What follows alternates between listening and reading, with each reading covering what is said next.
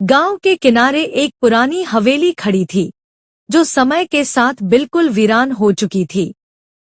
यह हवेली इतने सालों से बंद पड़ी थी कि उसका नाम लेने से भी लोग डरते थे। गांव वाले कहते थे कि रात को हवेली से अजीब अजीब आवाजें आती हैं, और जो भी इस हवेली में रात बिताने की कोशिश करता, वह कभी वापस नहीं लौटता। कोई भी इस हवेली के पास भी जाने की हिम्मत नहीं करता था, क्योंकि यहाँ के बारे में बहुत सारी डरावनी कहानियां फैली हुई थी। कहते थे कि हवेली में भूत प्रेत रहते हैं और यह जगह किसी की आत्मा से जुड़ी हुई है। गांव में एक लड़का था जिसका नाम राघव था। राघव काफी साहसी और निडर था। वह हमेशा नई नई चीजों के बारे में जानने का इच्छुक रहता था। वह यह जानने की कोशिश करता रहता था कि क्या वह सारी बातें सच थीं, जो लोग हवेली के बारे में कहते थे। राघव के मन में यह सवाल घूमता रहता था कि हवेली के भीतर आखिर क्या था और क्यों कोई भी वहां जाने की हिम्मत नहीं करता था। एक दिन उसने ठान लिया कि वह इस रहस्य को सुलझाएगा और देखेगा कि क्या वाकई वहां कुछ डरावना था। राघव ने अपने दोस्त राजन से इस बारे में बात की। राजन थोड़ा घबराया हुआ था।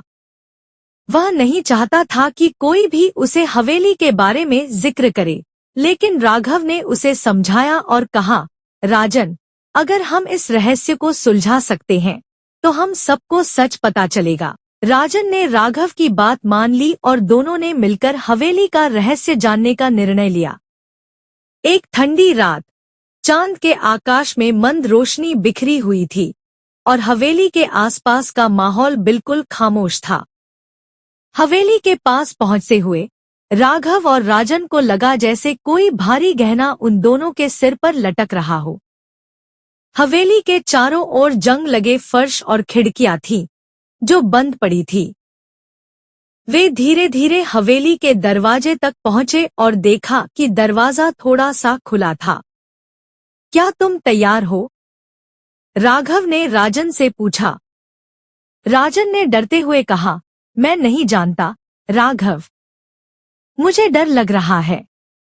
राघव ने उसे समझाया, डरते नहीं है, बस हमें सच जानने के लिए जाना होगा। और फिर दोनों ने मिलकर दरवाजा खोल दिया।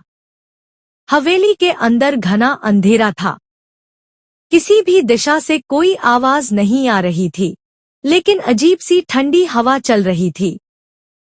दोनों ने अपनी टॉर्च की रोशनी की दिशा में चलने की कोशिश की और कमरे में जाने लगे।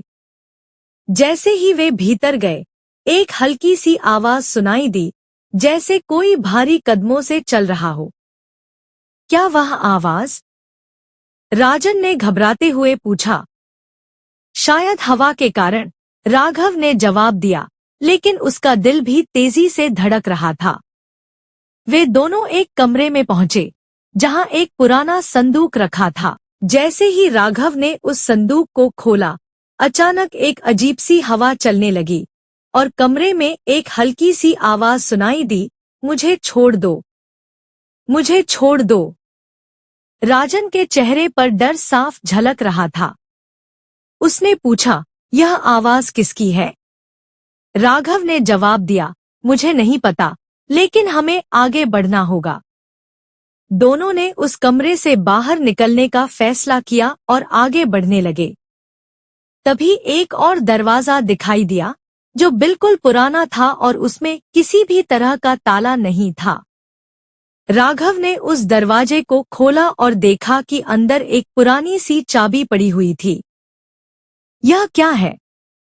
राजन ने पूछा। शायद यही वो चीज है जो हमें आगे बढ़ने में मदद करेगी, राघव ने कहा और चाबी को उठाकर दरवाजे में घुसे। जैसे ही दरवाजा खोला, एक गुप्त तहखाना सामने था। राघव और राजन को अंदाजा नहीं था कि इस तहखाने में क्या हो सकता है, लेकिन दोनों ने दिल को मजबूत किया और अंदर घुसने का निर्णय लिया। अंदर एक पुराना संदूक था और उसके पास कुछ कागज भी पड़े थे। राघव ने उन कागजों को उठाया और पढ़ने लगा। कागजों में लिखा था, यह खजाना बहुत ही शक्तिशाली है। यह जो भी पाएगा, उसे भूतिया आत्मा का सामना करना पड़ेगा। राजन ने घबराते हुए कहा, राघव, हमें इसे छोड़ देना चाहिए। यह सब सही नहीं लगता। लेकिन राघव ने कहा, राजन, हमें इसे जानने की जरूरत है। यह आत्मा हमें कोई नुकसान नहीं पहुंचाएगी अगर हम सही तरीके से काम करें। और फिर राघव ने संदूक खोला। संदूक खोलते ही एक हल्की सी धुआं दिखाई दिया और फिर अचानक से अंधेरे में एक हल्की सी हंसी सुनाई दी। राघव और राजन दोनों चौंक गए। फिर उसी समय एक आवाज आई, तुमने मेरी चुराई हुई धरोहर लौटा दी, धन्यवाद। अब तुम लोग सुरक्षित हो।